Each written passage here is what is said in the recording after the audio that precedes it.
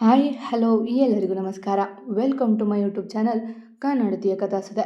ನಾನು ನಿಮ್ಮ ರೂಪ ಕನ್ನಡತಿ. ದಯಮಾಡಿ ಸಬ್ಸ್ಕ್ರೈಬ್ ಆಗಿ, ಲೈಕ್ ಮಾಡಿ, ಕಮೆಂಟ್ ಮಾಡಿ, ದಯಮಾಡಿ ಶೇರ್ ಮಾಡಿ. ಏತಕ್ಕೆ ನಿನ್ನನೆ ಬಯಸಿದೆ ಹೃದಯ ಭಾಗ 23.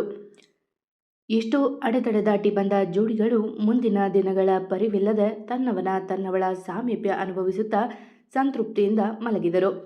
ಅವನು ಒಂದು ಸತ್ಯ ಹೇಳಬೇಕಿತ್ತು, ಅವಳು ಒಂದು ನಿಜ ಹೇಳಬೇಕಿತ್ತು. ಆದರೆ ಕಾಲ ಎರಡನ್ನೂ ಬದಿಗಿರಿಸಿ ಅವರನ್ನು ಸೇರಿಸಿತ್ತು.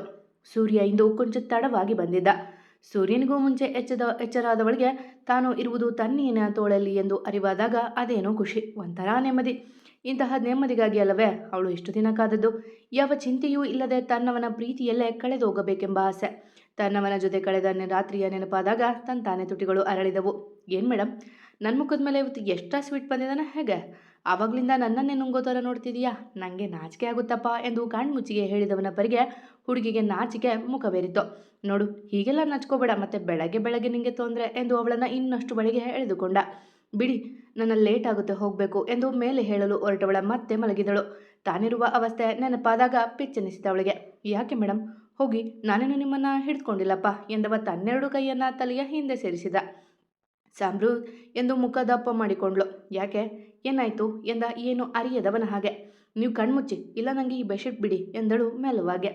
ನಾನು ಕಣ್ಮುಚ್ಚೋ ಸೀನೆಲ್ಲ ಇಲ್ಲಮ್ಮ, ನಿನ್ನೆನೆ ಎಲ್ಲ ನೋಡಾಯ್ತಲ್ವಾ, ಮತ್ತೆ ಯಾಕೆ ನಾಚೋದು ಎಂದನವ ಅವಳ ಕಾಡಿಸ್ಲು. ಅವಳ ಮುಖ ಅದಾಗಲೇ ಕೆಂಪೇರಿತ್ತು. ಚಿ, ಇವಾಗ ಬೆಡ್ಶೀಟ್ ಬಿಡ್ತಿರೋ ಇಲ್ವೋ ಎಂದು ಕೊನೆ ಬಾರಿ ಕೋರಿಕೆ ಮಾಡಿದ್ಲು. ಬಿಡ್ತೀನಿ, ಆದರೆ ಒಂದು ಕಂಡೀಷನ್ ಎಂದವ ಬೆಡ್ಶೀಟ್ ಬಿಗಿಯಾಗಿ ಹಿಡ್ದ. ಹೇಳಿ ಎಂದು ಇನ್ನಷ್ಟು ಅವನದೇ ಒಳಗೆ ಹೂದ್ಗಿಡ್ಲು. ನನಗೆ ಇವತ್ತು ಸ್ನಾನ ಮಾಡೋ ಮೂಡಿಲ್ಲ, ಇಬ್ಬರು ಒಟ್ಟಿಗೆ ಮಾಡೋಣ ಪ್ಲೀಸ್ ಎಂದ. ಥೂ, ಕೆಟ್ಟೋಗಿದ್ದೀರಾ ನೀವು. ಇವತ್ತು ಇಂಪಾರ್ಟೆಂಟ್ ಮೀಟಿಂಗ್ ಇದೆ, ನೆನಪಿದೆಯಾ? ಇತ್ತೀಚೆಗೆ ನಿಮಗೆ ಕೆಲಸದ ಮೇಲೆ ಆಸಕ್ತಿ ಕಡಿಮೆ ಆಗಿದೆ ಎಂದು ಜೋರು ಮಾಡುತ್ತಿದ್ದವಳ ಏಕತೆ ನೋಡಿದ. ನೀನಿಷ್ಟು ಮುದ್ದಾಗಿ ಬೈದು ಜೋರು ಮಾಡಿದರೆ ಇರೋ ಸ್ವಲ್ಪ ಆಸಕ್ತಿನೂ ಕಡಿಮೆ ಆಗುತ್ತೆ ಎಂದು ಹೇಳಿ ಅವಳ ನಡು ಬೆಳೆಸಿದ. ಏನಾದರೂ ಮಾಡ್ಕೊಳ್ಳಿ, ಬಿಡಿ ನನ್ನ ಎಂದವಳು ಬೆಡ್ಶೀಟ್ ಸುತ್ತಿಕೊಂಡು ಓಡಿದ್ಲು. ಅವನು ನಕ್ಕು ಮಗ್ಗಲು ಬದಲಿಸಿದ. ಬಾತ್ರೂಮ್ ಸೇರಿದವಳ ಮನ ಜಿಂಕೆಯಂತೆ ಕುಣಿತಿತ್ತು, ಹಕ್ಕಿಯಂತೆ ಹಾರಾಡುತ್ತಿತ್ತು. ಯಾವಾಗಲೂ ಬೈಯುತ್ತಾ ಹೊಡೆಯುತ್ತಾ ಮುಖದ ಮೇಲೆ ಗಂಭೀರತೆ ಹೊಂದಿರುವ ತನ್ನ ಒಡೆಯನ ಹೊಸ ಅವತಾರ ಅವಳಿಗೆ ತುಂಬ ಇಷ್ಟ. ಅವನದೇ ಗುಂಗಿನಲ್ಲಿ ಸ್ನಾನ ಮುಗಿಸಿ ಬಂದ್ಲು. ಅವನೇನೋ ಬೆಡ್ ಮೇಲೆ ಹೊರಳಾಡುತ್ತಿದ್ದ. ಸಮೃದ್ಧ, ಎದ್ದೇಳಿ, ಮೊದಲು ದೇವಸ್ಥಾನಕ್ಕೆ ಹೋಗಿ ಅಲ್ಲಿಂದ ಹೋಗೋಣ ಎಂದು ಅವನಿಗೆ ಹೇಳಿದ್ರು ಕೇಳಿದವರ ಹಾಗೆ ಮಲಗಿದ್ದ. ಅವಳೇ ಬೆಳಗ್ಗೆ ಬಂದು ಅವನ ಹಣೆಗೆ ಬಂದಿದ್ದ ಕೂದಲುಗಳನ್ನು ಅವುಗಳ ಸ್ಥಾನಕ್ಕೆ ಸೇರಿಸಿ ಹಣೆಗೊಂದು ಮುತ್ತಿಡ್ಲು. ಅವಳ ನಡು ಬಳಸಿ ಮೇಲೆ ಎಳೆದುಕೊಂಡ. ನೀನಿಷ್ಟು ಕ್ಯೂಟಾಗಿ ಬಿಸ್ತಿ ಅಂತ ಗೊತ್ತಿದ್ರೆ ಇಷ್ಟು ದಿನ ಬೇಗ ಹೇಳ್ತಾನೆ ಇರಲಿಲ್ಲ ಎಂದು ಅವಳ ಕೊರಳಿಗೆ ಮುತ್ತುಗಳ ರವಾನಿಸಿದ. ಪ್ಲೀಸ್ ಬೇಗ ಹೇಳಿ, ದೇವಸ್ಥಾನಕ್ಕೆ ಹೋಗೋಣ ಎಂದಳು ಅವನದ ದಾಟಿಯಲ್ಲಿ ಕೆನ್ನೆಗೆ ಮುತ್ತಿಟ್ಟು. ಯಾಕೆ ಅಮ್ಮೋರು ಬೆಣ್ಣೆ ಹಚ್ತಿದ್ದೀರಾ, ಏನು ವಿಷಯ ಎಂದು ಅವಳ ಕೂದಲಿನಿಂದ ಹನಿ ಹನಿಯಾಗಿ ಬೀಳುತ್ತಿದ್ದ ನೀರಿನ ಜೊತೆ ಆಟವಾಡುತ್ತಾ. ಅದು ಸಂಸಾರ ಪ್ರಾರಂಭ ಮಾಡೋಕ್ಕೂ ಮುಂಚೆ ದೇವರ ಆಶೀರ್ವಾದ ತಗೋಬೇಕಿತ್ತು, ಆದರೆ ನಿನ್ನೆ ಅಕಸ್ಮಾತ್ ಆಗಿ ಎಲ್ಲ ಆಗೋಯ್ತು. ಅಟ್ಲೀಸ್ಟ್ ಇವಾಗಾದರೂ ಹೋಗಿ ಬರೋಣ ಪ್ಲೀಸ್ ಎಂದಳು. ಈಗೂ ಕಾನೂನಿದೆಯಾ, ನಾನು ಬಂದರೆ ಏನು ಕಾಣಿಕೆ ಸಿಗುತ್ತೆ ಎಂದು ಅವಳ ತುಟಿಯಡೆಗೆ ಬಾಗಿದ. ನಾನು ಶುದ್ಧ ಆಗಿದ್ದೀನಿ, ಎಲ್ಲ ರಾತ್ರಿಗೆ ಎದ್ದೇಳಿ ಸಾಕು ಎಂದು ಎದ್ದವಳ ಬಿಡದೆ ಮತ್ತು ಅವಳ ಮೇಲೆ ಬಾಗಿದ. ಪ್ಲೀಸ್ ಎಂದು ಮನವಿ ಮಾಡಿದ್ರು ಬಿಡದೆ ಅವಳ ತುಟಿ ಆಕ್ರಮಿಸುವ ಮೊದಲೇ ಬಾಗಿಲು ಬಡಿದ ಶಬ್ದಕ್ಕೆ ಮೇಲೆದ್ದ. ನಾನು ನೋಡ್ತೀನಿ, ನೀವು ಸ್ನಾನಕ್ಕೆ ಹೋಗಿ ಎಂದು ನಕ್ಕವಳ ಮೇಲೆ ಮುನಿದು ಟವಲ್ ಹಿಡಿದು ಬಾತ್ರೂಮ್ ಹೊಕ್ಕ. ಇತಿ, ಅವನಲ್ಲಿ ಇನ್ನೂ ಎದ್ದಿಲ್ವಾ? ಆಫೀಸ್ ವಿಷಯ ಸ್ವಲ್ಪ ಮಾತಾಡಬೇಕಿತ್ತು ಎಂದು ಬಾಗಿಲಲ್ಲೇ ಕೇಳಿದ್ರು ವಿನೋದ್. ಸ್ನಾನಕ್ಕೆ ಹೋಗಿದ್ದಾರೆ ಮಾವ, ಕೂತಿರಿ ಎಂದು ಅವರನ್ನು ಕೂರಿಸಿ ತಾನು ಕೆಳಗೆ ನಡೆದ್ಲು. ಕೆಳಗೆ ನಾಚುತ್ತಾ ಬಂದ ಸೊಸೆಯನ್ನು ನೋಡಿ ಖುಷಿಯಾದರು ಲಕ್ಷ್ಮಿ. ಅವರ ಸಂಸಾರವನ್ನು ಅವರೇ ಸರಿ ಮಾಡಿಕೊಂಡುದು ನೆಮ್ಮದಿಯ ವಿಚಾರ. ಏನಮ್ಮ ಮುದ್ದು ಸೊಸೆ, ಇಷ್ಟೊಂದು ನಾಚ್ಕೋತಿದೆಯಾ, ಏನು ಸಮಾಚಾರ? ನಮ್ಮ ಸಮೃದ್ಧಿ ಏನಾದರೂ ಎಂದು ಕಾಲೆಳೆಯಲು ಮುಂದಾದರೂ ಕಲ್ಪನಾ. ಚಿ, ಹೋಗ್ಯತ್ತ, ನೀವೀಗೆಲ್ಲ ಓಪನ್ ಆಗಿ ಕೇಳಿದ್ರೆ ನಾನು ಹೇಗೆ ಹೋಗಲಿ ಎಂದು ಇತಿಗೂ ಮುನ್ನ ಉತ್ತರಿಸಿದ್ದು ಹರಣಿ. ಅದು ಇತಿಯದೇ ದಾಟಿಯಲ್ಲಿ. ಅಕ್ಕ ಎಂದು ಕಣ್ಣು ಕಿರಿದು ಮಾಡಿ ಮುಖ ನೆಲಕ್ಕೆ ಹಾಕಿದವಳ ಕಾಡಿಸಲು ನಿಂತರು ಅವಳ ಮೂವರು ಅತ್ತೆಯರು, ಜೊತೆಗೆ ಹರಿಣಿ. ಸಾನುಗೆ ಇನ್ನೂ ಬೆಳಗಾಗಿರಲಿಲ್ಲ. ನೋಡಕ್ಕ, ಕಣ್ಣೆಲ್ಲ ಕೆಂಪಾಗಿವೆ ಎಂದರು ತಾರ. ತುಟಿ ಮೇಲೆ ಗಾಯ ಕೂಡ ಆಗಿದೆ ಎಂದರು ಕಲ್ಪನಾ. ಮುಖದಲ್ಲಿ ಕಳೆ ಬಂದಿದೆ ಎಂದರು ಲಕ್ಷ್ಮಿ. ಅತ್ತೆ ನೀವುನಾ ಎಂದು ನಾಚಿ ಅಲ್ಲಿಂದ ಕಾಲು ಕೀಳಲು ನೋಡಿದ್ಲು. ಆದರೆ ಅವಳನ್ನು ಅಡ್ಡಗಟ್ಟಿದರು ಅವಳ ಅತ್ತೆಯರು. ಏನಮ್ಮ, ಏನೋ ವಿಷಯ ಇರಬೇಕಲ್ವಾ, ಆರೋಗ್ಯ ತಮ್ಮನೋ ತಂಗಿನೋ ಬರ ಹಾಗೆ ಕಾಣ್ತಿದೆ ಎಂದು ಅವಳ ಗಲ್ಲ ಹಿಡಿದು ಮೇಲೆತ್ತಿದರು ಹರಣಿ. ಅವಳ ಮುಖ ಸೂರ್ಯನಿಗೆ ಸೆಡ್ಡು ಹೊಡೆಯುವಂತೆ ಕೆಂಪಾಗಿತ್ತು. ಅವರ ಕೈ ಸರಿಸಿ ಓಡಲು ಅವಳಿಗೆ ಎದುರಾದದ್ದು ಸಮೃದ್ಧ. ಏನು ಚಿಕ್ಕೀಸ್, ಮಾಮ್, ಸಿಸ್ಟರ್ ಎಲ್ಲ ಸೇರಿ ನನ್ನ ಹೆಂಡತಿನ ಗೋಳೋಯ್ಕೋತಿದ್ದೀರಾ? ಅವಳಿಗೆ ಕೇಳೋರು ಯಾರೂ ಇಲ್ಲ ಅನ್ಕೊಂಡ್ರಾ ಎಂದು ಅವಳ ನಡುವ ಬಳಸಿ ಅದಾಗಲೇ ಅವನಿದೆಯಲ್ಲಿ ಮುಖ ಮುಚ್ಚಿಕೊಂಡಿದ್ಲು. ನಿನ್ನ ಹೆಂಡತಿ ಏನೋ ನೀನೋ ಕಾಡಿಸೋದು, ನಮ್ಮ ಹೆಂಡತಿರ ಮೇಲೆ ಜೋರು ಮಾಡ್ತೀಯನೋ, ನಾವು ಅವ್ರ ಪರ ಇದ್ದೀವಿ ಎಂದು ಧಾವಿಸಿದರು ವಿನೋದ್. ಏನು ಚಿಕ್ಕು, ನೀನು ನನ್ನ ಟೀಮ್ ಬಿಟ್ಟು ಹೆಂಡತಿ ಟೀಮ್ ಸೇರ್ಕಿತೀಯಾ ಎಂದು ಸಮೃದ್ಧ ಆರೋಪದ ದನಿಯಲ್ಲಿ. ಇದಪ್ಪ ವರಸ, ನೀನಾದರೆ ನಿನ್ನ ಹೆಂಡತಿ ಪರ ಮಾತಾಡ್ಬೋದು, ನಾವು ನಮ್ಮ ಹೆಂಡತಿ ಪರ ಮಾತಾಡಬಾರ್ದಾ ಎಂದು ಬಂದನು ನಾರಾಯಣ್. ಡ್ಯಾಡ್ ಎಂದು ಕಣ್ಣು ದೊಡ್ಡದು ಮಾಡಿದ ಆಶ್ಚರ್ಯದಿಂದ. ನಿಮ್ಮ ಡ್ಯಾಡ್ ಅಷ್ಟೇ ಅಲ್ವೋ ಮಗನೇ, ನಾನು ನನ್ನ ಹೆಂಡತಿ ಪರಾನೇ ಅಲ್ವೇನೇಶರು ಎಂದರು ಶಿವಪ್ರಸಾದ್. ಮನೆಯಲ್ಲಿ ನಗು ಆವರಿಸಿತ್ತು. ನಾನು ಮಾತ್ರ ನನ್ನ ಅಣ್ಣನ ಪರ ಎಂದು ಓಡಿ ಬಂದ ಸಾಕೇತ್. ನಾನು ಬಂದೆದ್ದೋದು ಪಪ್ಪ, ನೀವು ಹೆದಲಬೇಡಿ, ನಾನು ತಾತಮ್ಗೆ ದಿಶುಮ್ ಮಾಡ್ತೀನಿ ಎಂದು ಕ್ರಿಕೆಟ್ ಬ್ಯಾಟ್ ಹಿಡಿದು ಬಂದ ಆರವ್. ಹೆಂಡತಿಯ ಬಿಟ್ಟು ಆರವ್ನವನ್ನ ತೆಕ್ಕೆಗೆ ತೆಗೆದುಕೊಂಡ ಸಮೃದ್ಧ, ನಾನು ಇದ್ದೀನಿ, ನಾನು ನಮ್ಮ ಅಣ್ಣನ ಸಪೋರ್ಟ್ ಎಂದು ಆಕಳಿಸಿದ್ದ ಬಂದಳು ಸಾನು. ಅವಳ ತಲೆಗೆ ಒಂದು ಮೊಟಕಿದ್ರು ತಾರ. ಸ್ನಾನ ಮಾಡಿ ಬರಬೇಕಲ್ವಾ, ಇಷ್ಟು ದೊಡ್ಡವಳಾಗಿದೆಯಾ ಎಂದು ಗದರಿದರು ಲಕ್ಷ್ಮಿ. ಅಯ್ಯೋ, ಇವತ್ತು ನನಗೆ ರಜೆ ಅಮ್ಮ, ಅದಕ್ಕೆ ಸ್ನಾನಕ್ಕೆ ರಜೆ, ಫಸ್ಟ್ ತಿಂಡಿ ಕೊಡಿ ಎಂದು ಅಣ್ಣನ ಪಕ್ಕ ನಿಂತಳು. ಮುಂದಿನ ವರ್ಷ ಮದುವೆ ಮಾಡ್ತೀವಿ, ನಿಂಗೆ ಸ್ವಲ್ಪ ಸೀರಿಯಸ್ನೆಸ್ ಕಲ್ಕೊ ಎಂದರು ತಾರಾ. ಅಯ್ಯೋಮ್ಮ, ಬೇಕಿದ್ರೆ ನೀನೇ ಒಂದು ಮದುವೆ ಆಗು, ನಾನಂತೂ ಸದ್ಯ ಆಗಲ್ಲಪ್ಪ, ನನ್ನ ಬಾಬಿ ನನಗೆ ಸೊಸೆ ಕೊಡಲಿ, ಆಮೇಲೆ ನೋಡ್ತೀನಿ ಎಂದು ಅಪ್ಪನ ತೆಕೆಗೆ ಬಿದ್ಲು. ಮೊದಲು ಹರಣಿಗೂ ಹೀಗೆ ಹೇಳ್ತಿದ್ದೆ, ನೆಕ್ಸ್ಟ್ ಇಯರ್ ನಿಂದು ಸಮರ್ಥನದು ಮದುವೆ ಅಷ್ಟೆ, ನಿನ್ನ ಕಾಟ ತಡೆಯೋಕ್ಕಾಗಲ್ಲ ಎಂದು ಅವಳ ಕೈ ತಿರುಚಿದ ಸಾರ್ಥಕ್. ಬಿಡೋ ಡ್ರಾಕುಲ, ನನಗೆ ಬೇಡ, ಬೇಕಿದ್ರೆ ಆ ಚೈಲ್ಡ್ಗೆ ಮತ್ತೆ ಈ ಗೋರಿಲಾಗೆ ಮದುವೆ ಮಾಡು, ಇದು ನಂದು ಮನೆ ಎಂದು ಅವನ ಕೈಯಿಂದ ಬಿಡಿಸಿಕೊಂಡ್ಳು. ಏನೋ ನನ್ನ ವಿಷಯನೇ ಮಾತಾಡೋ ಹಾಗಿದೆ ಎಂದು ಬಂದ ಸಮರ್ಥ್. ಅವನ ದೃಷ್ಟಿಯೆಲ್ಲ ಸಮೃದ್ಧ ಪಕ್ಕ ಅವಿತಿದ್ದ ಈತಿಯ ಮೇಲೆ. ಮುಂದಿನ ವರ್ಷ ನಿಮಗೆ ಮದುವೆ ಕಣೋ ಎಂದರು ರಮೇಶ್. ಏ ಸುಮ್ನೀರ್ ಚಿಕ್ಕಪ್ಪ, ಮೊದಲು ಈ ಡೌರಾಣಿ ಮಾಡಿ ಎಂದು ಸಾನು ತಲೆಗೆ ಮುಟುಕಿದ. ಎಲ್ಲರೂ ನನ್ನ ಮೇಲೆ ಕಣ್ಣು, ಹೋಗಿ ನಾನೆಲ್ಲಾದರೂ ದೂರ ಹೋಗ್ಬಿಡ್ತೀನಿ, ಮೊದಲು ಊಟ ಕೊಡಿ ಎಂದು ಡೈನಿಂಗ್ ಟೇಬಲ್ ಬಳಿ ಹೋದ್ಲು. ಬನ್ನಿ ಮೊದಲು ತಿಂಡಿತೀನಿ ಎಂದು ತಯಾರಾಗಿದ್ದ ಅಡುಗೆ ಜೋಚಿಸಿದರು ಶಿವಪ್ಪ. ಅಡುಗೆ ಹೆಂಗಸರ ಪಾಲಿನ ಕೆಲಸ, ಸುಮ್ಮನೆ ಕೂರಲು ಇಷ್ಟರದ ಶಿವಪ್ಪ ಸಣ್ಣ ಪುಟ್ಟ ಕೆಲಸ ಮಾಡ್ತಿದ್ರು. ಸದ್ಯ ಇವರು ಮತ್ತೆ ಆ ವಿಷಯ ತೆಗೆದೇ ಇದ್ರೆ ಸಾಕು ಎಂದು ಅಡುಗೆ ಬಡಿಸಲು ಓಡಿದ್ಲು ಇದ್ದೆ. ಅವಳ ಪರಿಗೆ ಅತ್ತೆಯರೆಲ್ಲ ಮುಸಿ ಮುಸಿ ನಕ್ಕರು. ತಮಾಷೆ ಕೀಟಗಳ ನಡುವೆ ಅಂದಿನ ಉಪಹಾರ ಮುಗಿಸಿಕೊಂಡು ಕೆಲಸಕ್ಕೆ ನಡೆದು ಎಲ್ಲ. ಇತಿ ಸಮೃದ್ಧ ದೇವಸ್ಥಾನದ ಕಡೆಗೆ. ಇತಿ, ನಿಂಗೆ ಏನೂ ಸಮಸ್ಯೆ ಇಲ್ಲ ತಾನೇ ಎಂದು ಕಾರ್ ಓಡಿಸುತ್ತಿದ್ದವ ಕೇಳಿದ. ಏನೂ ಇಲ್ಲ ಸಮೃದ್ಧ, ಯಾಕೆ ಎಂದವಳು ಅವನ ಕೈ ಮೇಲೆ ಕೈ ಇಟ್ಲು. ಏನಿಲ್ಲ ಬಿಡು, ನಿಂಗೆ ನಿತಿನ್ ಮೊದಲೇ ಪರಿಚಯನಾ, ಅವಳನ್ನು ವಾರಗಣ್ಣಲ್ಲಿ ನೋಡುತ್ತಾ ಕೇಳಿದ. ಎಂದಷ್ಟೇ ಅವಳಿಂದ ಹೇಳಲಾಗಿದ್ದು. ನಿತಿನ್ ಹೆಸರು ಕೇಳಿಯೇ ಗಂಟಲು ಒಣಗಿತ್ತಲ್ಲ, ಹೇಗೆ ಮತ್ತೆ ಅವನೇ ಕೇಳಿದ. ಅನುಮಾನದಿಂದಲ್ಲ, ಪರಿಹಾರಕ್ಕಾಗಿ. ಇಶಿತಾ ಪರಿಚಯ ಮಾಡಿಸಿದ್ದು ಎಂದವಳು. ಅವನು ಈ ವಿಷಯ ಕೈಬಿಟ್ರೆ ಸಾಕೆಂದು ದೇವರಲ್ಲಿ ಬೇಡಿದ್ಲು. ಆ ಮೊರೆ ದೇವರಿಗೆ ಕೇಳಿಸಿತ್ಲೇನೋ, ಸಡನ್ನಾಗಿ ಬ್ರೇಕ್ ಹಾಕಿದ. ಯಾಕೆ ಸಮೃದ್ಧ, ಏನಾಯಿತು ಎಂದಳು ಗಾಬರಿಯಿಂದ. ಯಾವ ಯೋಚನೆ ಕಳೆದು ಹೋಗಿದೆಯಾ, ದೇವಸ್ಥಾನ ಬಂತು ಎಂದವ ಅವಳನ್ನೇ ದಿಟ್ಟಿಸಿದ. ಸರಿ, ನೀವು ಕಾರ್ ಪಾರ್ಕ್ ಮಾಡಿ ಬನ್ನಿ, ನಾನು ಪೂಜೆ ಸಾಮಗ್ರಿ ತಗೋತೀನಿ ಎಂದವಳು ಅಲ್ಲಿ ನಿಲ್ಲದೆ ಓಡಿದ್ಲು. ಇವಳ ಬಳಿ ಇನ್ನೊಮ್ಮೆ ನಿತಿನ್ ವಿಷಯ ತೆಗೆಯೋದೇ ಇಲ್ಲ, ಇಷ್ಟೊಂದು ಹೆದರ್ಕೋತಾಳೆ ಎಂದವ ಕಾರ್ ನಿಲ್ಲಿಸಿ ಅವಳ ಹರಸಿ ಹೊರಟ. ದೇವ್ರೆ, ನಾನು ಕೇಳಿದ್ದು ನೀನೇನು ಕೊಟ್ಟಿಲ್ಲ, ಜೀವನದಲ್ಲಿ ಇವಾಗ ನೆಮ್ಮದಿ ಇದೆ, ದಯವಿಟ್ಟು ಅದನ್ನು ಕಿತ್ಕೋಬೇಡ. ನನಗೆ ಅಪ್ಪ, ಚಿಕ್ಕಮ್ಮ, ಸಮೃದ್ಧ ಮನೆಯವರು ಎಲ್ಲರ ಪ್ರೀತಿಯೂ ಬೇಕು, ಎಲ್ಲರನ್ನೂ ಚೆನ್ನಾಗಿಡು ಎಂದು ಕಣ್ಮುಚ್ಚಿ ದೇವರ ಪ್ರಾರ್ಥನೆ ಮಾಡಿದ್ಲು ಇದ್ದೆ.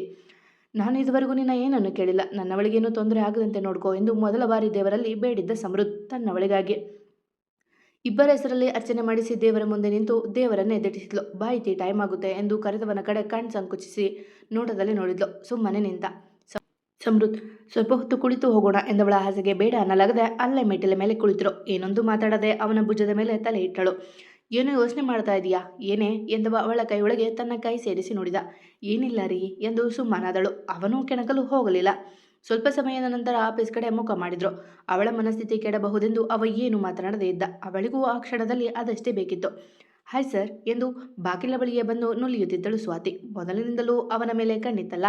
ಹೆಲೋ ಎಂದು ತನ್ನ ಕ್ಯಾಬಿನ್ ಕಡೆ ನಡೆದವ ಹಿಂದೆಯೇ ನಡೆದವಳು ಇತಿ ತನ್ನ ಪಾಡಿಗೆ ತಾನು ನಡೆದ್ಲು. ಮೇ ಐ ಕಮಿನ್ ಸರ್ ಎಂದು ಮತ್ತೆ ಅವನ ಕೇಳಿದವಳಿಗೆ ಯಾ ಎಂದಷ್ಟೇ ಹೇಳಿ ತನ್ನ ಲ್ಯಾಪ್ಟಾಪ್ನಲ್ಲಿ ಮುಖ ಊದಿಸಿದ. ಎಸ್, ವಾಟ್ ಯು ವಾಂಟ್ ಎಂದು ಅವನೇ ಎಚ್ಚರಿಸಬೇಕಾಯಿತು ಅವಳನ್ನು. ಸರ್ ಎಂದು ಅವಳು ಸಮಜಾಯಿಸಿ ನೀಡುವ ಮುನ್ನ ಸ್ಟಾಫ್ ಕಾಫಿ ಕಪ್ ಹಿಡಿದು ಬಂದ. ನಾನು ಕೊಡ್ತೀನಿ, ನೀ ಹೋಗಿ ಎಂದು ಅವನನ್ನು ಕಳುಹಿಸಿ ಕಪ್ ಪಡೆದಳು. ಥ್ಯಾಂಕ್ಸ್ ಎಂದು ಮುಗುಳ್ನಪ್ಪು ಕಪ್ ತೆಗೆದುಕೊಳ್ಳಲು ಕೈ ಮುಂಜೆ ಚಾಚಿದ. ಬೇಕೆಂದೇ ಚೂರೇ ಚೂರು ಕಾಫಿ ಅವನ ಮೇಲೆ ಚೆಲ್ಲಿಬಿಟ್ಲು. Swathi, are you out of your mind shit ಎಂದವ ತನ್ನ ಶರ್ಟ್ ಕೊಡುವುದಿದ್ದ. Sorry sir, I am sorry ಎಂದವಳೆ ಅವನ ಶರ್ಟ್ ಬಟನ್ಗೆ ಕೈ ಹಾಕಿದ್ಲು. ಸಮೃದ್ಧ ಎಂದು ಅವನ ಕ್ಯಾಬಿನ್ ಒಳಗೆ ಬಂದಳು ಇತಿ. ಅವಳನ್ನು ಕಂಡಿದ್ದ ದೂರ ಸರಿದು ಮೆಲ್ಲನೆ ಜಾರಿಕೊಂಡಳು ಸ್ವಾತಿ. ತನ್ನ ಬಟ್ಟೆ ಸರಿಪಡಿಸಿಕೊಂಡು ಓಡಿದ್ಲು. ಇತಿ ಅವನ ಬಾಯಿಂದ ಪದಗಳು ಬಿಡಿ ಬಿಡಿಯಾಗಿ ಹೊರಡಿದ್ವು. ಇದು ನಿಮ್ಮ ಶೆಡ್ಯೂಲ್ ಎಂದಷ್ಟೇ ಹೇಳಿ ಅಲ್ಲಿಂದ ಹೊರ ನಡೆದಳು ಇತಿ. ಥೂ, ಇವಾಗಷ್ಟೇ ಇನ್ನು ಎಲ್ಲ ಸರಿಯಾಗಿತ್ತು, ಈ ಸ್ವಾತಿ ಎಲ್ಲ ಹಾಳು ಮಾಡಿದ್ಲು ಅನಿಸುತ್ತೆ ಎಂದು ಗೊಣಗುತ್ತಾ ವಾಶ್ರೂಮ್ಗೆ ಹೋಗಿ ಶರ್ಟ್ ತೊಳೆದು ಅವನ ಕ್ಯಾಬಿನ್ ಕಡೆ ಕರೆ ಮಾಡಿ ಕರೆಸಿದ. ಮೇ ಕಮಿನ್ ಸರ್ ಎಂದು ಈ ಬಾರಿ ಪರ್ಮಿಷನ್ ಕೇಳಿ ಒಳಗೆ ಬಂದಳು. ಯಾ ಕಮಿನ್ ಎಂದವ ಚೇರ್ ಬಿಟ್ಟು ಎದ್ದು ನಿಂತ. ಏನಾಗಬೇಕಿತ್ತು ಸರ್ ಎಂದು ತನ್ನೆದುರು ನಿಂತವಳ ನಡು ಬಳಸಿದವ. ನನ್ನ ಹೆಂಡತಿ ನನ್ನ ಮೇಲೆ ಕೋಪ ಮಾಡ್ಕೊಂಡಿದ್ದಾಳೆ, ಅದಕ್ಕೆ ಕೋಪ ತಣ್ಣಗೆ ಮಾಡೋಕೆ ಏನಾದರೂ ಐಡಿಯಾ ಇದ್ದರೆ ಕೊಡಿ ಎಂದು ಅವಳ ಮುಂಗುರುಳ ಜೊತೆ ಆಟಕ್ಕೆ ಹೇಳಿದ. Please leave me, this is office ಎಂದು ಕೊಸರಾಡುತ್ತಿದ್ದವಳ ಕೆನ್ನೆಗೆ ಮುತ್ತಿಟ್ಟ. ನಂಗೆ ಗೊತ್ತು ಅಮ್ಮೂರಿಗೆ ತುಂಬ ಕೋಪ ಬಂದಿದೆ ಅಂತ. ಮಹಾರಾಣಿಯವರು ಏನೇ ಶಿಕ್ಷೆ ಕೊಟ್ಟರೂ ಅನುಭವಿಸಲು ಸಿದ್ಧ ಎಂದು ಮೆಲ್ಲಗೆ ಅವಳ ಕೊರಳಿಗೆ ಒಂದು ಮುತ್ತಿಟ್ಟ. ನಾನು ಯಾವ ವಿಷಯಕ್ಕೆ ಕೋಪ ಮಾಡ್ಕೊಂಡಿದ್ದೀನಿ ಅಂತ ಗೊತ್ತಿದ್ದು ಹೀಗೆ ಹೇಳ್ತಿದ್ದೀರಾ ಎಂದು ಒಂದು ಕಂಗಣ್ಣಿನ ನೋಟ ಬೀರಿದ್ಲು. ಸ್ವಾತಿ ನನ್ನ ಜೊತೆ ಕ್ಲೋಸ್ ಆಗಿ ಮೂವ್ ಆಗಿದ್ದಕ್ಕೆ ತಾನೇ ಎಂದವ ಅವಳ ಕೊರಳಿನಿಂದ ಇನ್ನು ಮುಖವನ್ನೇ ತೆಗೆದಿಲ್ಲ. ಇಲ್ಲ, ನನ್ನ ಬಗ್ಗೆ ಇಷ್ಟನೇ ತಿಳ್ಕೊಂಡಿರೋದು ಎಂದವಳ ಮಾತಿಗೆ ಅವಳ ಮುಖ ನೋಡಿದ. ನೀವೇನು ಅಂತ ನನಗೆ ಗೊತ್ತು ಸಮೃದ್ಧ್, ನಿಮ್ಮ ಕನಸಿನಲ್ಲೂ ನನ್ನ ಬಿಟ್ಟು ಬೇರೆ ಹುಡುಗಿಯರನ್ನು ನೋಡೋದು ಇಲ್ಲ ಅಂತ ನನಗೆ ಗೊತ್ತು ಎಂದಳು ಅವನನ್ನೇ ದಿಟ್ಟಿಸಿ. ಒಂದು ಕ್ಷಣ ವಿಚಲಿತನಾದ ಸಮೃದ್ಧ್. ತನ್ನ ಮೇಲೆ ಅದೆಂತಹ ಪ್ರೀತಿ, ಇವಳಿಗೆ ಅದೆಂತಹ ನಂಬಿಕೆ. ತನ್ನ ಗಂಡನ ಜೊತೆ ಇನ್ನೊಬ್ಬ ಹುಡುಗಿ ಇರುವುದನ್ನು ಕಂಡರೂ ನಂಬಿಕೆ ಕಳೆದುಕೊಳ್ಳದೆ ಇರುವಳು. ಆದರೆ ನಾನು ಒಂದೇ ಬಾರಿ ಕಣ್ಮುಂದೆ ನೋಡಿ ಅವಳನ್ನು ಅಪರಾಧಿ ಮಾಡಿಬಿಟ್ಟೆ ಎಂದು ಮನಸ್ಸೇ ಅವನಿಗೆ ಉಗಿದಂದಿತ್ತು. ಬಿಡಿ, ನಾನು ಹೋಗ್ತೀನಿ ಎಂದು ಇತಿ ಹೇಳಿದ ಮೇಲೆ ಅವ ಏಹಕ್ಕೆ ಮಳೆದಿದ್ದು. ಮತ್ತೆ ಕೋಪ ನನ್ನ ಬಂಗಾರಿಗೆ ಎಂದವ ತನ್ನ ಹಿಡಿತ ಬಲಗೊಳಿಸಿದ್ಲು. ನೀವು ಆಫೀಸ್ಗೆ ಬಂದು ಎಷ್ಟು ಗಂಟೆ ಆಯಿತು ಎಂದಳು ಗಂಭೀರವಾಗಿ. 1 ಅವರ್ ಆಗಿಲ್ಲ ಇನ್ನೂ ಎಂದನವ ವಾಚ್ ನೋಡ್ತಾ. ಮತ್ತೆ ಯಾಕೆ ಕಾಫಿ ತರಿಸ್ಕೊಂಡಿದ್ದೋ ಎಂದವಳ ಕಣ್ಣು ಟೇಬಲ್ ಮೇಲಿದ್ದ ಕಪ್ ಕಡೆ ಹೋಯಿತು. ಅಯ್ಯೋ ಇತಿ ಎಂದವ ಅವಳನ್ನು ಬಿಟ್ಟು ಜೋರಾಗಿ ನಗತೊಡಗಿದ. ಇವಾಗ ಯಾಕೆ ನಗ್ತಿರೋದು ಕೈ ಕಟ್ಟಿ ಗಂಭೀರವಾಗಿ ಕೇಳಿದ್ಲು. ಅಲ್ವೇ, ಗಂಡ ಇನ್ನೊಂದು ಹುಡುಗಿ ಜೊತೆ ಕ್ಲೋಸ್ ಆಗಿದ್ದಾನೆ ಅನ್ನೋ ದೊಡ್ಡ ಮ್ಯಾಟ್ರ್ ಬಿಟ್ಟು ಕಾಫಿ ಕುಡಿತಿದ್ದೀನಿ ಅನ್ನೋ ಚಿಕ್ಕ ಮ್ಯಾಟ್ರಿಗೆ ಕೋಪ ಮಾಡ್ಕೊಂಡಿದೆಯಲ್ಲ, ಯು ಆರ್ ಡಿಫ್ರೆಂಟ್ ಎಂದು ಮತ್ತೆ ನಗುತ್ತಿದ್ದ. ಅವನ ನಗುವಿಗೆ ಮುನಿದು ಹೊರಟವಳ ಕೈ ಹಿಡಿದು ತಡೆದವ ಅವನ ಸೀಟಿನಲ್ಲಿ ಕೂರಿಸಿದ. ನಾನು ಆರ್ಡರ್ ಮಾಡ್ತಿರ್ಲಿಲ್ಲ ಕಣೋ, ಅವರೇ ಡೈಲಿ ತರುವ ರೀತಿ ತಂದಿದ್ದಾರೆ. ನಾನು ನನ್ನ ಬಂಗಾರಿ ಹೆಂಡತಿ ಮಾಡೋ ಕಾಫಿ ಅಷ್ಟೇ ಕುಡಿಯೋದು ಎಂದು ಕಿವಿ ಹಿಡಿದ. ಮತ್ತು ಸ್ವಾತಿನೇ ಕಪ್ ತೆಗೆದುಕೊಡಲು ಬಂದ್ಲು. ನಾನು ತೆಗೆದುಕೊಳ್ಳುವಾಗ ಬೈ ಮಿಸ್ ಆಗಿ ಚೆಲ್ಲಿಬಿಟ್ಲು, ಹಾಗಾಗಿ ಶರ್ಟ್ ತೆಗಿತಿದ್ದ ಅಷ್ಟೇ. ಅವನೇ ಸಮಜಾಯಿಸಿ ಕೊಟ್ಟ. ಅವಳು ಕೇಳುವ ಮುನ್ನ, ಏನು ಕಾಫಿ ಚೆಲ್ಕೊಂಡ್ರಾ, ಎಲ್ಲಿ ತೋರಿಸಿ, ಉರಿತಾ ಇದೆನಾ, ಎಲ್ಲಿ ಫಸ್ಟ್ ಏಡ್ ಬಾಕ್ಸ್ ಎಲ್ಲಿದೆ ಎಂದು ಅವಸರಿಸಿದ್ಲು. ಕೂಲ್ ಕೂಲ್ ಮೈ ಡಿಯರ್, ಏನೂ ಆಗಿಲ್ಲ, ಕಾಫಿ ಕೊಂಚ ತಣ್ಣಗಾಗಿತ್ತು ಎಂದ. ಇಲ್ಲ, ನನಗೆ ತೋರಿಸಿ ಮೊದಲು. ಚಿಕ್ಕ ಮಗುವಿನಂತೆ ಹಠ ಹಿಡಿದವಳ ಸೋಲಲೇ ಬೇಕಾಯಿತು ಹುಡುಗ. ನೋಡು ಇಷ್ಟೇ ಎಂದವ ಎದೆ ಮೇಲೆ ಕೆಂಪಗಿನ ಗುರುತು ತೋರಿಸಿದ. ಇಷ್ಟೊಂದಾಗಿದೆ ಎಂದು ಕಣ್ಣು ತುಂಬಿಕೊಂಡ್ಳು. ಇಷ್ಟಕ್ಕೆಲ್ಲ ಅಳ್ತಾರಾ? ನೀನು ಹೀಗೆ ಇಷ್ಟು ಸಣ್ಣ ಸಣ್ಣ ವಿಷಯಕ್ಕೆ ಅಳ್ತರೆ ಹೇಗೋ? ಒಂದು ವೇಳೆ ನಾನು ಸಡನ್ನಾಗಿ ಸತ್ತೋದ್ರೆ ಎಂದು ಹೇಳುತ್ತಿದ್ದವನ ಮಾತಿಗೆ ಬ್ರೇಕ್ ಹಾಕಿ ಬಿಗಿಯಾಗಿ ಹಾಪಿಬಿಟ್ಲು. ನಿಮ್ಗೇನಾದರೂ ಆಗೋಕ್ಕೆ ಮುಂಚೆ ನನ್ನ ಪ್ರಾಣ ಹೋಗಿರುತ್ತೆ ಎಂದು ದುಃಖಿತಳಾದ್ಲು. ಸಾಕು ಸಾಕು ಹತ್ತಿದ್ದು, ಹೋಗು ಒಂದು ಸ್ಟ್ರಾಂಗ್ ಕಾಫಿ ಮಾಡ್ಕೊಡ್ವಾ ಎಂದ. ಇಲ್ಲ, ಇವತ್ತು ಕಾಫಿ ಬೇಡ ಎಂದಳು. ಮತ್ತೆ ಟೀನಾದರೂ ಎಂದವನ ತುಟಿಗೆ ತಾನೇ ಖುದ್ದಾಗಿ ತುಟಿ ಸೇರಿಸಿದ್ಲು ಇತಿ. ಅವಳ ಈ ಚಹರೆಗೆ ಹುಡುಗನ ಕಣ್ಣು ಅರಳಿದ್ದಂತೂ ಸುಳ್ಳಲ್ಲ. ದೇವ್ರೆ, ಇದು ಕನಸ ನನ್ಸ, ನಾನು ಕೇಳಿದೆ ಎಂದು ಮುತ್ತಿನ ಹುಡುಗರೆ ಎಂದು ತಮಾಷೆ ನಟಿಸಿದವನ ಎದೆಗೆ ಸಣ್ಣ ಪೆಟ್ಟು ಕೊಟ್ಟು ನಾಚಿಕೊಂಡು ಹೊರ ನಡೆದ್ಲು. ಅಲ್ಲ, ಇಲ್ಲಿ ಏನಾಯಿತು ಅಂತ ಕೋಪ ಮಾಡಿಕೊಂಡ್ಲು, ಅತ್ಲು, ಮುತ್ಕೊಡ್ಲು, ಇವಾಗ ನಾಚ್ಕೊಂಡು ಹೋಗ್ತಿದ್ದಾಳೆ. ಇವಳು ಹೀಗೆ ಖುಷಿಯಾಗಿಲ್ಲ ಎಂದವ ತನ್ನ ಸ್ಥಾನ ಸ್ವೀಕರಿಸಿದ. ನನ್ನ ಮೇಲೆ ಚೂರು ಕಾಫಿ ಚೆಲ್ಲಿದ್ದಕ್ಕೆ ಇಷ್ಟೊಂದು ಬೇಜಾರಾದ್ಲು. ಆದರೆ ಮದುವೆ ಆದ ಮಾರನೇ ದಿನವೇ ಅವಳ ಮುಖದ ಮೇಲೆ ಕಾಫಿ ಎರಚಿದ್ದ ಪಾಪಿ ನಾನು ಎಂದು ಅಂದಿನ ದಿನ ನೆಂದವ ಮನದಲ್ಲಿ ನೋವು, ಕಣ್ಣಲ್ಲಿ ನೀರು. ಇನ್ನೆಂದು ಅವಳ ಕಣ್ಣಲ್ಲಿ ನೀರು ಹಾಕಿಸಲ್ಲ ಎಂದು ತನ್ನ ಕೆಲಸದಲ್ಲಿ ತೊಡಗಿದ. ಅಯ್ಯೋ, ಏನೂ ಆಗಿದೆ ನನಗೆ, ಇವ್ರ ಜೊತೆ ಇದ್ದು ತುಂಬ ಹಾಳಾಗಿದ್ದೀನಿ ಎಂದು ತನ್ನ ನಡೆಗೆ ತಾನೇ ನಾಚಿ ತನ್ನ ಕ್ಯಾಬಿನ್ ಸೇರಿದ್ಲು ಇತಿ. ಹಲೋ ಮೇಡಮ್, ನೀವು ಹೇಳಿದಂತೆ ಸರ್ ಹತ್ತಿರ ಕ್ಲೋಸ್ ಆಗಿ ಮೂವ್ ಮಾಡಿದೆ. ಅದೇ ಸಮಯಕ್ಕೆ ಇತಿನೂ ಬಂದರು. ಆದರೆ ಆಮೇಲೆ ಏನಾಯಿತು ಗೊತ್ತಿಲ್ಲ. ನನ್ನ ತಮ್ಮನಿಗೆ ಏನೂ ಮಾಡಬೇಡಿ ಪ್ಲೀಸ್ ಎಂದು ಫೋನಿನಲ್ಲಿ ಗೋಗರೀತಿದ್ದಳು ಸ್ವಾತಿ. ಇದು ಅವಳಾಗೆ ಮಾಡಿದ್ದಲ್ಲ, ಮಾಡಿಸಿದ್ದು. ಹಾಂ, ಇದೇ ಥರ ನಾವು ಹೇಳಿದ ಎಲ್ಲ ಕೆಲಸ ಮಾಡಬೇಕು, ಹಾಗಾದ್ರೆ ಮಾತ್ರ ನಿನ್ನ ತಮ್ಮ ಬದುಕೋದು. ಆ ಕಡೆ ಮಾತನಾಡಿದ್ದು ಮನ್ವಿತಾ. ಸರಿ ಮೇಡಮ್, ಬೇಕಿದ್ರೆ ಕೆಲಸ ಸಹ ಬಿಟ್ಟು ಹೋಗ್ತೀನಿ, ಆದರೆ ಅವನಿಗೆ ಮಾತ್ರ ಏನು ಮಾಡಬೇಡಿ ಪ್ಲೀಸ್ ಎಂದು ದಯನೀಯವಾಗಿ ಕೇಳಿದ್ಲು.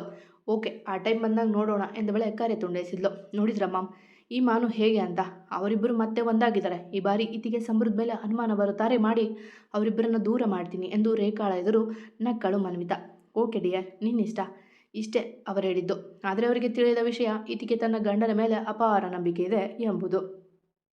ಹಾಯ್ ನಿತಿನ್, ಇತಿ ನಂಗೆ ಸಿಗಬೇಕು, ಇಲ್ಲ ನಿಂಗೆ. ಆ ಸಮೃದ್ಧ ಮಾತ್ರ ಸಿಗಲೇಬಾರ್ದು. ನಾನು ಅವತ್ತೇ ಹೇಳಿದೆ, ಅವನೇ ಐಡಿಯಾ ಮಾಡಿ ಪ್ರೀತಮ್ನ ಜೈಲಿಗೆ ಅಟ್ಟಿದ್ದು ಅಂತ.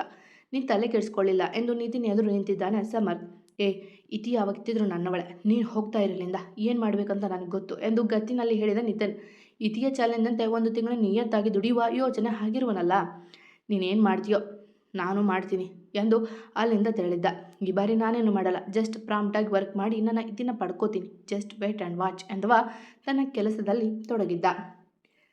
ಸಮೃದ್ಧ ಟೈಮ್ ನೋಡಿ ಊಟ ಮಾಡಲ್ವಾ ಎಂದು ಊಟದ ಬಾಕ್ಸ್ ಹಿಡಿದು ಬಂದಳು ಇತಿ. ಇನ್ನೂ ಇತಿ, ಸ್ವಲ್ಪ ಕೆಲಸ ಇದೆ, ಮುಗಿಸ್ತೀನಿ, ನೀನು ಮಾಡು ಎಂದವ ಲ್ಯಾಪ್ಟಾಪ್ನಲ್ಲೇ ಮುಳುಗಿದ್ದ. ಎಲ್ಲವನ್ನೂ ತೆಗೆದು ಒಂದು ತಟ್ಟೆಯಲ್ಲಿ ಹಾಕಿಕೊಂಡ್ಳು. ಅವನು ಕಿರುಗಣ್ಣಿನಿಂದ ಅವಳ ಚಲನವಲನ ಗಮನಿಸುತ್ತಿದ್ದ. ಆ ಮಾಡಿ ಎಂದು ತುತ್ತೊಂದು ಅವನ ಮುಂದಿಡ್ಲು. ಅದೇಕೋ ಕೋಪಿಷ್ಟ ಸಮೃದ್ಧ ಕಣ್ಣಲ್ಲಿ ಒಂದು ಹನಿ ನೀರು ಜಾರಿತ್ತು. ಸಮೃದ್ಧ, ಯಾಕೆ ಅಳ್ತಿದ್ದೀರಾ? ಗಾಬರಿಗೊಂಡ್ಳು. ಗಂಡನ ಕೋಪ ಪ್ರೀತಿ ತರಲೆ ಸಹಿಸುವವಳಿಗೆ ಕಣ್ಣೀರು ಕಂಡರಾಗದು. ನಾನಾ? ಇಲ್ಲ, ಊಟ ಮಾಡಿಸು ಎಂದು ಬಾಯಿ ತೆಗೆದ. ನೀವಲ್ಲ ಬಿಡಿ ಎಂದು ತಟ್ಟೆಯಲ್ಲಿದ್ದ ಊಟ ಅವನಿಗೆ ತಿನ್ನಿಸಿದ್ಲು.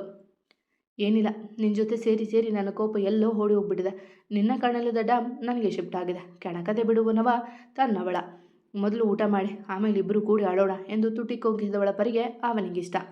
ಆವಾಗಲೇನೋ ಅಂದೆ ಅಲ್ವಾ ನೀನು? ಕಾಡಿಸಲೇ ಬೇಕಲ್ಲ ಅವನು. ಏನಂದೆ? ನೆನಪಿಲ್ಲ. ಕೊನೆಗೂ ತುತ್ತು ಅವನಿಗಿಟ್ಲು. ನನ್ನ ಕನಸಲ್ಲೂ ಬೇರೆ ಹುಡುಗಿಯರನ್ನು ನೋಡೋದು ಇಲ್ಲ ಅಂತ ತುಂಟತನದಿಂದ ಕೇಳಿದ. ಮತ್ತೆ ನಿಜ ತಾನೆ? ಕಣ್ಣು ಸಂಕುಚಿಸಿ ಕೇಳಿದವಳು. ಇಲ್ಲಪ್ಪ, ನನಗೆ ಫಾರಿನಲ್ಲಿ MS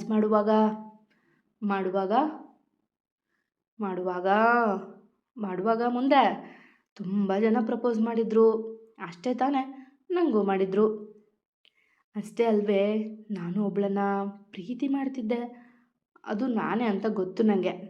ಇಲ್ಲ ಅಲ್ವೇ ದಡ್ಡಿ, ಫಾರಿನಲ್ಲಿ ನಿಮಗೆ ಊಟ ಸಾಕ ಬೇಕಾ? ಸುಮ್ಮನೆ ಕಾಡಿಸ್ಬೇಡಿ. ಕೆಲಸ ಇದೆ ಅಂದ್ರಲ್ಲ, ಮಾಡಿ.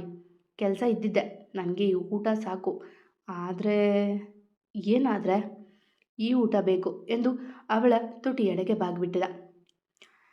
ಫಾರಿನಲ್ಲಿ ಇದ್ದಾರಲ್ಲ, ಅವರ ಮನೆಯೇ ಕೇಳಿ ಎಂದವಳು ಅಲ್ಲಿಂದ ಓಡಿದ್ಲು. ಅವನು ನಕ್ಕು ತನ್ನ ಕೆಲಸದಲ್ಲಿ ತೊಡಗಿದ.